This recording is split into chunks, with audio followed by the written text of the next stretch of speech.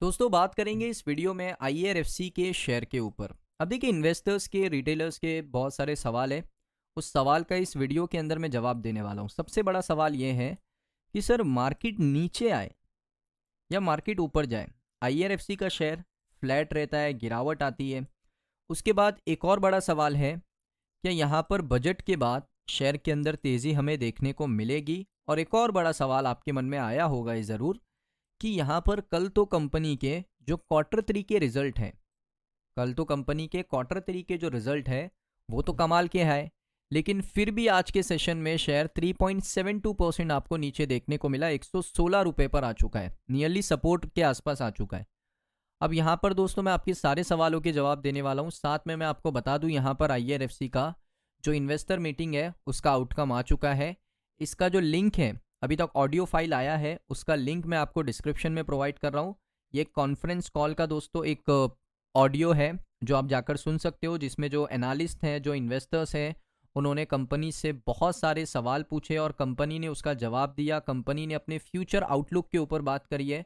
बहुत important link होने वाला है, डिस्क्रिप्शन के अंदर दे रहा हूँ। अगर आप आईआरएफसी के थोड़े भी सीरियस इन्वेस्टर्स हो तो ये लिंक पे जाकर आप क्या कर सकते हो, इस ऑडियो को सुन सकते हो। डिस्क्रिप्शन में इसका लिंक है, वहाँ से जाकर आप सुन सकते हो। अब दोस्तों बात करते हैं यहाँ पर कि आईआरएफसी का शेयर अच्छे रिजल्ट आने के बावजूद भी शेयर में आपको क्यों यहाँ पर गिरावट देखने को मिली। अब ये तो मैं कह नहीं सकता कि भाई मार्केट में गिरावट है, आईआरएफसी में गिरावट है। मार्केट ऊपर भी होता, आईआरएफसी नीचे ही होता। इसका भी दोस्तों यहाँ पर रीज़न क्या है मैं आपको समझाता हूँ। देखिए सबसे पहली चीज़ यहाँ पर आपको समझना चाहिए कि मार्केट या शेयर किस तरीके से बिहेव करता है, कौन से ट्रिगर पॉइंट होते हैं। देखिए मार्केट को ना हमेशा से सरप्राइज बहुत पसंद है। हमेशा याद रखना, जो मार्केट है उसको सरप्राइज बहुत पसंद है। अब आईआरएफसी के केस में क्या हुआ है, आईआरएफसी का जो रिजल्ट है वो एक्सपेक्टेड था कि डबल डिजिट ग्रोथ में आएगा, डबल डिजिट ग्रोथ में आएगा। इसलिए मैंने आपको बताया था कि भाई 1800 करोड़ के आसपास का प्रॉफिट होगा, और वही हुआ क्योंकि मार्केट की एक्सपेक्टेशन थी। और ये चीज़ दोस्तों स्टेबल कंपनीज में बहुत होती है, जो बड़ी बड़ी स्टेबल कंपनीज होती है। पीएसयू कंपनीज में कम होता है, लेकिन जो ब्लू चिप स्टॉक्स होते हैं, रिलायंस हो गया, एचडीएफसी हो गया, इनमें जो एक्सपेक्टेशन होती है ना, वैसी चीज़ें होती है, तो मार्केट को कोई सरप्राइज नहीं मिलता। इस वजह से जो रिएक्शन है वो आपको तेज़ी की तरह देखने को नहीं मिलता। तो मार्केट को हमेशा से सरप्राइज पसंद है। अगर मान लेते हैं एक्सपेक्टेशन है 1800 करोड़ के प्रॉफिट की और कंपनी ने कर दिया 2000 करोड़ का प्रॉफिट, तो ये मार्केट के लिए सरप्राइज है। तो मार्केट क्या करेगा, ऊपर जाएगा। अगर 1800 करोड़ रुपए की एक्सपेक्टेशन है और प्रॉफिट होता है 1500 करोड़, तो मार्केट के लिए सरप्राइज है, नेगेटिव, तो मार्केट नीचे आएगा। तो मार्केट को हमेशा से सरप्राइज पसंद है। ये चीज़ आपकी क्लियर हो गई कि शेयर ऊपर क्यों नहीं गया रिजल्ट के बाद।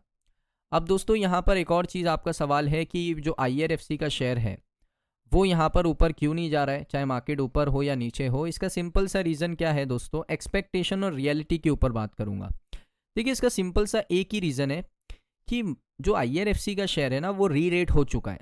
एक समय पर आपको याद होगा 2020 से 22 तक, मैं आपको डेटा दिखाई देता हूँ। ये देखिए, ये 2021 से लेकर 2022 का डेटा है। 2023 के एंड से ये थोड़ा ऊपर जाना शुरू हुआ। 2024 इसने बहुत अच्छा परफॉर्म किया। तो यहाँ पर एक री रेटिंग हो रही है। आईआरएफसी का शेयर एक जोन में अपने काम कर रहा है। अब ये जोन कौन सा है वो भी देख लो। ये जोन का जो सबसे इम्पॉर्टेंट लेवल है ऊपर का वो है 158 यानी 160 रुपये का लेवल, और यहाँ से जो बाइंग प्रेशर बनता है नीचे से वो है 116। तो दोबारा आप देख सकते हो यहाँ पर जो शेयर है वो 116 के उस सपोर्ट लेवल पर आ चुका है जहाँ से एक बाइंग प्रेशर बनता है। यानी यहाँ पर दोस्तों एक डिमांड जोन है और 160 रुपये पर एक सप्लाई जोन बनी है। वैसे 160 के ऊपर अगर जाता है ना तो एक ब्रेकआउट के चांस बनेगा। और उसके साथ एक और इम्पॉर्टेंट चीज़ क्या है कि अभी जो रेजिस्टेंस यहाँ पर बना है, 160 तो है एक लेवल, लेकिन उसके नीचे जो एक रेजिस्टेंस बना है ना, ये वाला रेजिस्टेंस, ये कौन सा लेवल है वो ध्यान से देखो। ये लेवल है 138 140 रुपये का। तो पहला यहाँ पर एक रेजिस्टेंस 140 है, उसको ब्रेक करके 160 को ब्रेक करता है, तो वहाँ से फिर वो 200 220 230 जो 52 वीक हाई है उसको क्रॉस कर सकता है। लेकिन उसके लिए बहुत टाइम लगेगा। पेशेंस इस कंपनी में बहुत चाहिए, क्योंकि स्टेबल कंपनी है। इसमें कोई ऐसे सरप्राइज नहीं होते कि भाई 1800 करोड़ की एक्सपेक्टेशन है तो प्रॉफिट 2500 करोड़ आ रहा है। इसमें ऐसे सरप्राइज नहीं होते। तो सडन ब्रेकआउट के चांसेस ऐसी कंपनीज में बहुत कम होते हैं। अब इसमें दोस्तों यहाँ पर क्या इंपॉर्टेंट चीज़ क्या है, ये कंपनी बहुत स्टेबल है क्योंकि इसका जो नेट इंटरेस्ट मार्जिन है वो बिल्कुल कैप है, बिल्कुल फिक्स है भाई, 1.5% से 2%, आधा परसेंट ही ग्रो हुआ। तो इस वजह से यहाँ पर है, कोई सरप्राइज ग्रोथ इसमें नहीं आती है। IRFC आपको देता है स्टेबिलिटी, तो इसको एक स्टेबल स्टॉक की तरह यूज करो for a long term basis, long term के लिए अभी भी सिक्योर है ये। उसके बाद देखोगे यहाँ पर ऑलरेडी री रेटिंग हो चुकी है, जैसा मैंने आपको बताया। लोग बोलते हैं IRFC चीप है, लेकिन ये सच ये है कि IRFC 2020-22 में एक डेड स्टॉक था, इसमें कोई पैसा ही नहीं डालता था। लेकिन 2023-24 में अगर आप देखोगे PSU रेलवे के अंदर एक रैली आती है। क्यों रैली आती है? क्योंकि यहाँ पर रेलवे केपेक्स क्या करता है, बूम करता है। रेलवे केपेक्स के अंदर एक तेजी आपको देखने को मिलती है। अब बजट से क्या IRFC को फायदा होगा? देखिए, रेलवे केपेक्स अगर शार्पली बढ़ता है, एक्सपेक्टेशन से ज़्यादा बढ़ता है, जैसे अभी एक्सपेक्टेशन क्या लगा के रखी है भाई, 2,65,000 करोड़ का आ जाए, 2,75,000 करोड़ का आ जाए बजट, 2,80,000 करोड़ का बजट आ जाए, ये एक्सपेक्टेशन है। अगर बजट 2,90,000 करोड़ का आता है तो रेलवे शेयर में तूफानी तेजी। अगर बजट 3 लाख करोड़ का आता है तो रेलवे शेयर में तूफानी तेजी। अगर एक्सपेक्टेशन के मुताबिक बजट आता है तो मार्केट को, हमेशा से मैंने बताया, मार्केट को सरप्राइज पसंद है, मार्केट के लिए कोई सरप्राइजिंग न्यूज़ नहीं होगी। लेकिन अगर 3 लाख करोड़ का बजट आता है तो मार्केट के लिए ये सरप्राइज वाली न्यूज़ हो सकती है। अगर 2,90,000 करोड़ का बजट आता है तो मार्केट के लिए ये सरप्राइजिंग खबर हो सकती है। तो अभी आपको क्या करना चाहिए? देखिए, मैं आपको एक चीज़ बताता हूँ, एक कंक्लूजन के ऊपर आते हैं। तो IRFC कोई ख़राब स्टॉक नहीं है। पहली चीज़, फंडामेंटल फाइनेंशियल बैलेंस शीट मजबूत है। सेकंड चीज़, लेकिन ये कोई रॉकेट वाला शेयर नहीं है कि आपका पैसा आज आपने डाला कल डबल हो गया, ऐसा बिल्कुल नहीं है। सो यहाँ पर ये कैपिटल प्रोटेक्शन देता है, डिविडेंड और स्टेबिलिटी आपको प्रोवाइड करता है, कोई मल्टी बैगर के ड्रीम्स नहीं देता। बजट सिर्फ तब काम करेगा जब कोई स्ट्रॉन्ग सरप्राइज ट्रिगर मिलेगा।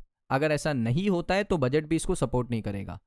सो अगर आपके पोर्टफोलियो में IRFC है तो ये आप PSU स्टॉक्स के दूर रहते हो तो कमेंट करके बताओ। वीडियो पसंद आया तो लाइक शेयर सब्सक्राइब ज़रूर करना। और एक और चीज़ मैं आपको बता देता हूँ जाने से पहले, IRFC का इम्पॉर्टेंट दोस्तों ये डिसीजन है कि IRFC ने प्राइमरी बेनिफिशियरी अब गवर्नमेंट एंटाइटल ओनली किया है। सेकेंडरी फोकस रहेगा जो सरकार के साथ लिंकेज है, कंपनी सरकार के साथ काम कर रही है, उनको फाइनेंस करना।